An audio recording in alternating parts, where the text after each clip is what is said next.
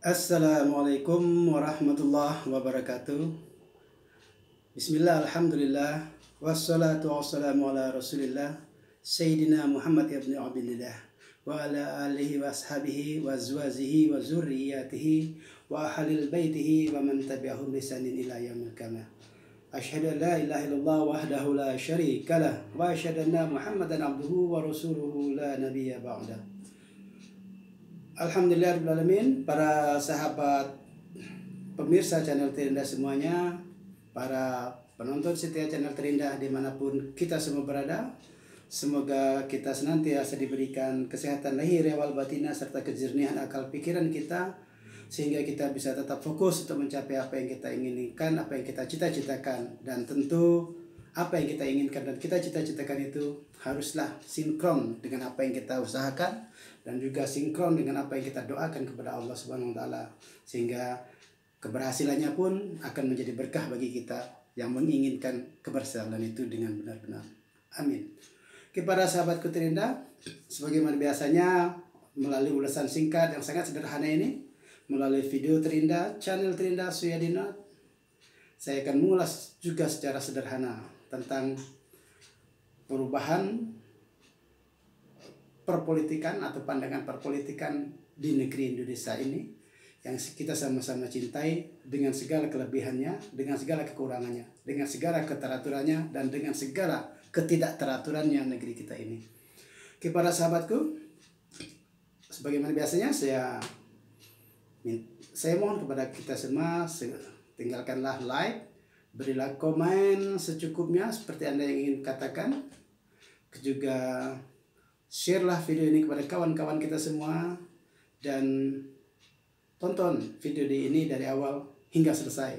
Karena ini meninggalkan like, memberikan komen, share, dan nonton dari awal hingga selesai ini, insya Allah akan menjadi amal jariah bagi kita semua. Amin ya rabbal alamin. Dan saya selalu menyampaikan dalam setiap video saya dengan kata-kata yang islami, yang sebenarnya bukan hanya untuk orang-orang Islam saja. Sebenarnya apa yang kita lakukan pada setiap harinya itu semoga menjadi nilai ibadah bagi kita semua.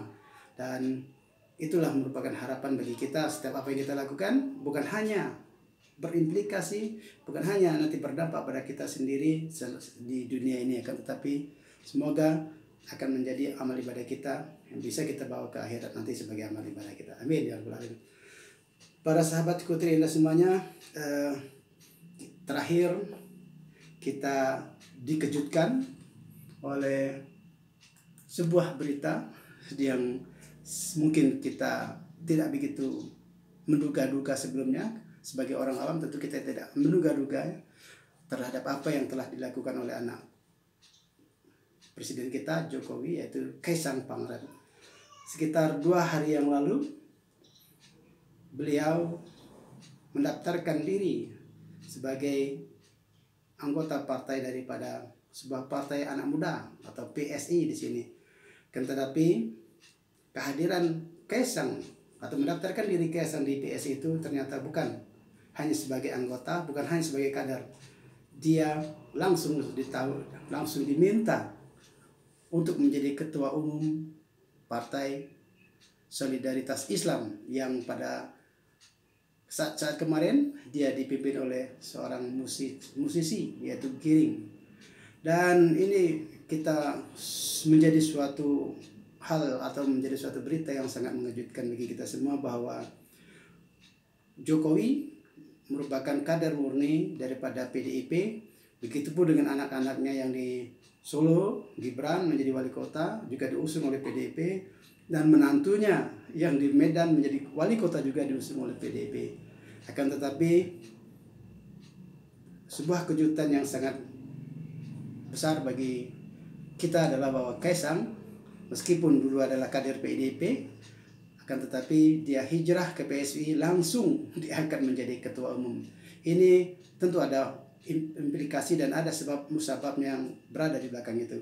Tentu sebagai kader murni PDIP, keluarga Jokowi tidak bisa mengekang keinginan politik daripada Kaisang untuk pindah atau hijrah kepada partai lain.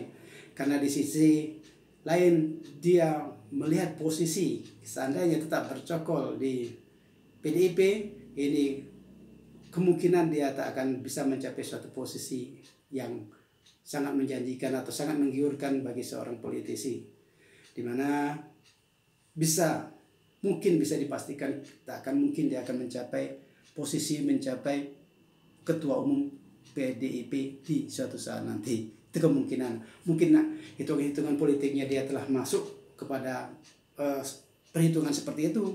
Makanya ketika dia mendaftarkan diri menjadi kader PSI, karena dia telah mengetahui perhitungan-perhitungannya bahwa dia akan diangkat menjadi seorang ketua umum partai tersebut. Di sini kita lihat positifnya bahwa Kaisang ini akan meneruskan dinasti daripada Jokowi, dinasti politik yang kebenaran secara keaslian. Kebetulan sekali memang Jokowi tidak mempunyai partai politik yang mana dia suatu saat juga nanti akan menjadi ketua umum, memang sangat kecil kemungkinannya. Akan tetapi Kaisang membuka jalan pintas untuk menjadi ketua umum yang bisa nanti kemungkinan besar satu keluarga Jokowi dengan dinastinya yang baru itu akan hijrah semua ke PSI, bernaung di bawah PSI, di bawah Gibran sebagai anak kandungnya sebagai ketua umum Partai Solidaritas Indonesia pada waktu itu. Dan mungkin melalui partai inilah nanti Jokowi dan keluarganya beserta pengikut-pengikutnya yang Jokomania dan lain sebagainya itu mungkin akan bernaung di sana dan mungkin akan membesarkan partai ini melalui dinasti yang telah dibuka oleh Jokowi, yang mana Jokowi membuka dinasti itu tentu melalui kebaikan hati, melalui kemuliaan hati daripada Megawati Soekarno Putri yang telah memberikan karpet merah, yang telah memberikan peluang-peluang emas untuk Jokowi maju sebagai salah satu orang nomor satu di negeri ini setelah SBY. Dan memang kalau kita mau mengatakan ini suatu hal yang sangat disayangkan bahwa PDI tidak mampu atau tidak mampu mengusung putri biologisnya sendiri ataupun Maharani untuk menjadi seorang pemimpin sehingga bisa meneruskan dinasti Soekarno melalui Partai Demokrasi Indonesia Perjuangan. Akan tetapi dia menarik orang lain yang notabene saat ini adalah Presiden Jokowi, dan tentu Jokowi bisa melihat peluang politik ke depannya sehingga dia juga punya ambisi yang tinggi di mana semua keluarga presiden mempunyai partai politik yang bisa membackup dia, yang bahkan bisa meneruskan dinasti politiknya, dinasti keluarganya untuk tetap eksis di negeri ini. Akan tetapi dia justru memunculkan seorang lain memang kader murni daripada PDIP, kan tetapi melalui pintu gerbang kebesaran hati Megawati Soekarno Putri, akhirnya Jokowi mempunyai peluang menjadi wali kota, menjadi gubernur, dan menjadi presiden. Tentu keresahan Jokowi kita bisa sama-sama lihat di akhir-akhir ini, di mana dia menyatakan ingin cawe-cawe politik itu menunjukkan kepada kita semua bahwa dia resah akan posisinya nanti, bagaimana ke depannya setelah dia tidak menjadi presiden nanti. Akan tetapi ketika Kaisang sudah masuk dan telah secara definitif menjadi ketua umum PSI, ini kita semua menjadi jelas bahwa tujuannya Jokowi cawe-cawe politik itu tentu dia atau anaknya atau dalam hal lain atau menantunya bisa menjadi pengurus partai yang inti, bukan hanya sebagai peramai di lapangan daripada sebuah partai politik saja. Dan telah terjawab, cawe-cawe Jokowi, anaknya Kaisang menjadi ketua umum, ini akan menjadi gerbong, akan menjadi kendaraan utama bagi dinasti Jokowi untuk melanjutkan perpolitikannya, bahkan mungkin untuk melanjutkan pengaruhnya di dunia perpolitikan di Indonesia. Dan memang itu suatu kondisi yang mungkin saya juga tidak memahami kenapa kok kita rasakan menjadi sebuah hal yang normal di Indonesia ketika para pemimpin kita yang notabene adalah presiden-presiden itu dia cenderung untuk meneruskan dinasti-dinasti politiknya. Padahal kita sama-sama mengetahui di era demokratisasi seperti saat ini, tentu kita tak ingin hanya dari dinasti-dinasti politik yang pernah berkuasa saja yang terus-menerus memimpin negeri ini. Tentu bukan hanya orang yang bapak-bapaknya pernah menjadi politisi, bapak-bapaknya pernah menjadi presiden, bukan hanya orang-orang itu saja yang bisa meneruskan generasi menjadi pemimpin di negeri ini. Tentu di era demokratisasi ini tentu peluang untuk menjadi pemimpin itu seharusnya lebih besar dan tidak ditutup, ada bahkan tidak dibatasi oleh para dinasti-dinasti para mantan pemimpin negeri ini sebelumnya. Kita lihat ke belakang.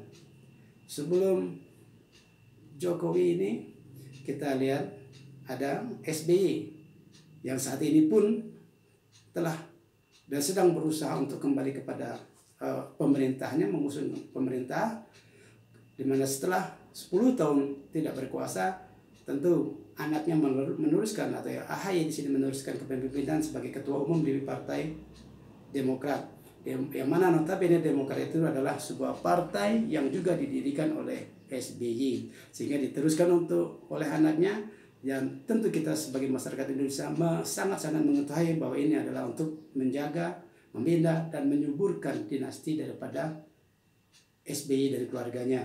Dan itu tertular kepada Jokowi yang kebenaran atau secara kebetulan tidak mempunyai partai, sehingga saat ini dia bisa merubah melalui Kaisang yang pindah ke PSI, bisa jadi PSI akan menjadi rumah besarnya dinasti Jokowi, yang mana di dalamnya adalah anak-anak muda yang mungkin anak-anak muda ini tidak begitu ideologis. Dia tidak mementingkan seberapa pentingnya ideologi dalam sebuah partai politik itu.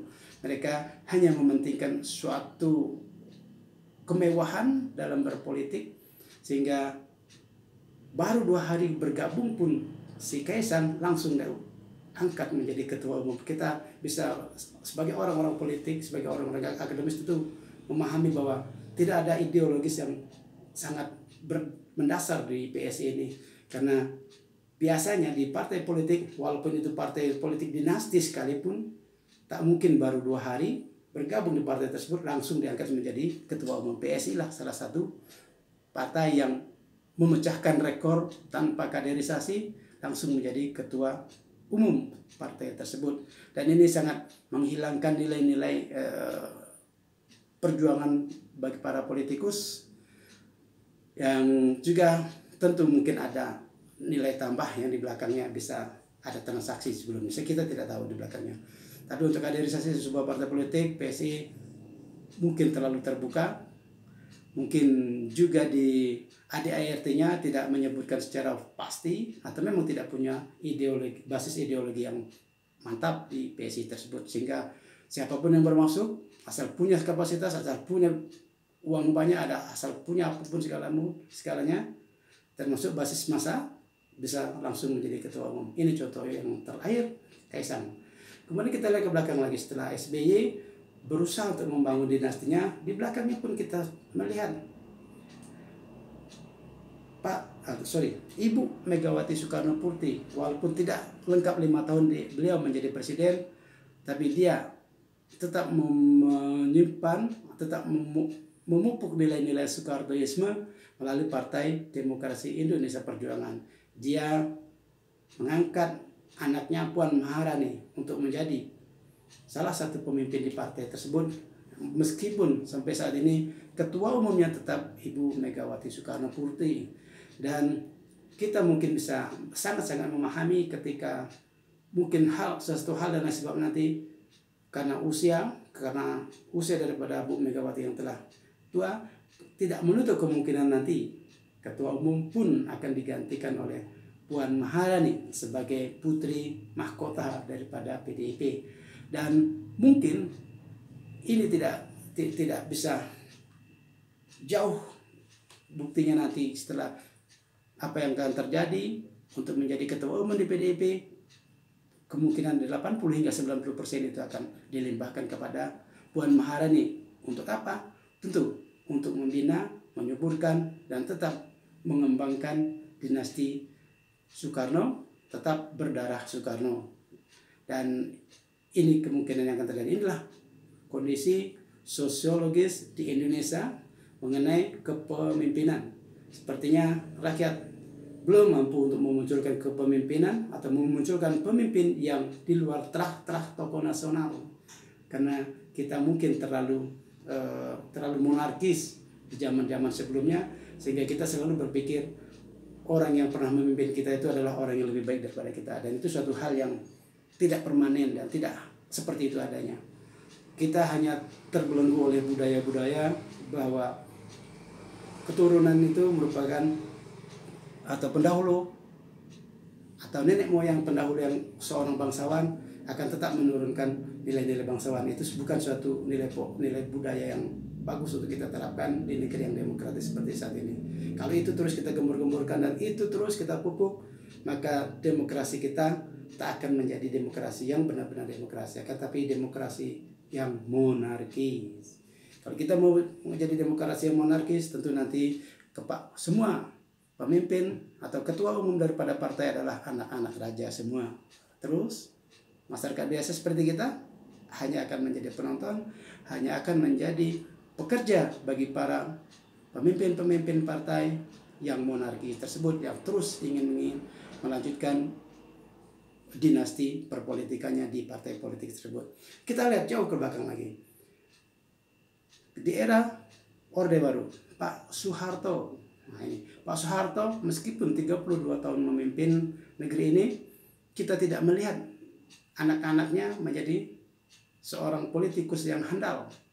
Mungkin juga karena 32 tahun beliau memimpin negeri ini dengan otoritarianisme yang masih membekas di masyarakat, sehingga secara kultural atau secara politis anak Pak Soeharto sulit untuk maju. Sebuah partai politik yang telah diusahakan untuk maju, yaitu Partai Berkarya pimpinan Tommy Soeharto, ternyata juga tidak mampu menembus parliamentary threshold untuk masuk kepada DPR RI. Di hanya beberapa provinsi saja yang ada perwakilan dari partai tersebut, artinya tidak bernilai secara signifikan untuk menjadi partai nasional. Kan tetapi tidak bisa berlanjut. Akan tetapi kita cukup memberikan apresiasi yang cukup luar biasa kepada keluarga Pak Soeharto, di mana dia tidak membentuk suatu partai politik yang dinasti. Dia mungkin juga tidak muncul atau mungkin belum muncul dinasti partai politik yang dipimpin oleh darah Soeharto. Ini mungkin menunjukkan bahwa keluarga Soeharto ingin kembali menjadi masyarakat biasa saja. Wallahu a'lam bishawab. Dan kembali di era pemerintahan yang pertama, kita lihat Pak Soekarno. Pak Soekarno masih tetap berlanjut hingga sekarang, dilanjutkan oleh Bu Megawati Soekarno Putri, dan nanti mungkin akan dilanjutkan oleh Puan Maharani. Kemudian kita lihat presiden-presiden yang lain yang juga hilang daripada politik dinasti, yaitu Gus Dur, yang seharusnya dia mempunyai partai, itu adalah Partai Kebangkitan Bangsa, yang kita sama-sama ketahui seharusnya adalah yang memimpin Partai Kebangkitan Bangsa itu, kalau secara dinasti adalah anaknya Gus Dur.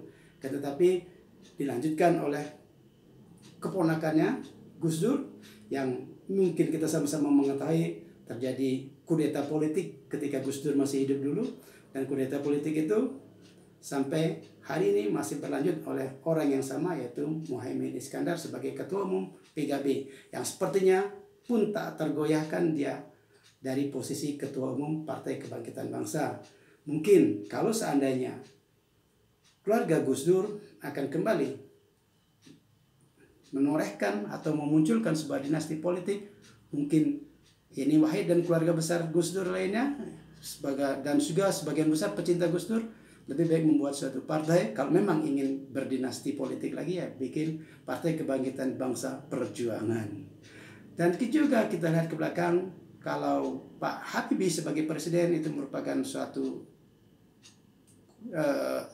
kecelakaan politik, karena pada tahun 98 kita ada reformasi dan Pak Harto lengser, wakilnya secara otomatis menjadi Presiden Republik Indonesia, dan B.J. Habibie tidak mempunyai dinasti politik. Dan sekarang saat ini kita sedang hadapi ada 4 dinasti partai politik, kepemimpinan politik, yaitu daripada para mantan-mantan presiden yang ingin meneruskan kekuasaannya atau pengaruhnya di negeri Indonesia ini. Yaitu yang pertama, kita lihat ada PDIP, yaitu Megawati yang pernah menjadi presiden, akan dilanjutkan oleh Puan Maharani sebagai dinasti politik dari PDIP. Kedua, ada SBY melalui Partai Demokratnya diturunkan kepada anaknya AHY yang kemungkinan mungkin akan memasuki lingkup pemerintahan di periode 2024 hingga 2029 nanti jika presiden yang diusungnya menjadi presiden. Kemudian kita lihat juga di sana ada Jokowi yang telah menitipkan Kaisang pada PSI menjadi ketua umum, dan kemungkinan ketika Pak Jokowi tidak menjadi presiden lagi, dia akan lengser menjadi pendukung atau membesarkan PSI dengan suatu grand desainnya akan meneruskan dinasti Jokowi. Kemudian ada yang terakhir, itu tidak muncul karena Pak Soeharto tidak mempunyai dinasti. Mari, sebagai ke depan melalui video yang sangat-sangat singkat ini, kita membangun demokrasi di negeri ini secara modern, dan kita coba menghilangkan secara gradual budaya-budaya kita yang selalu menghambakan kepada seorang pemimpin dan kepada anak-anaknya yang notabene juga ingin meneruskan kekuasaan di negeri ini. Jadi di era demokratis seperti saat ini, jangan ada dinasti-dinasti politik yang terus berkembang. Kan tetapi untuk sebagai perantara atau sebagai batu loncatan di awal, mungkin tidak apa kita melaksanakan seperti ini. Tapi di sisi internasional, demokrasi di Indonesia, demokrasi ala Indonesia yang terkesan monarki, dinastik seperti ini, harus kita secara bertahap, harus kita kurangi, harus kita nanti ujung-ujungnya harus kita hilangkan politik yang bernuansa dinasti seperti ini. Karena demokrasi itu, karena negeri ini adalah milik rakyat banyak, dan biarkan rakyat yang pintar, rakyat yang punya kemampuan memimpin negeri ini tanpa harus melihat keturunannya siapa. Yang penting dia mempunyai komitmen untuk memajukan negeri ini, untuk mensejahterakan negeri ini, untuk mencerdaskan negeri ini, dan untuk menaikkan level negeri ini di dunia internasional, mandiri secara ekonomi, mandiri secara demokrasi, mandiri secara hukum. Demikian, semoga memberi manfaat. Wassalamualaikum warahmatullahi wabarakatuh. Thank you for watching.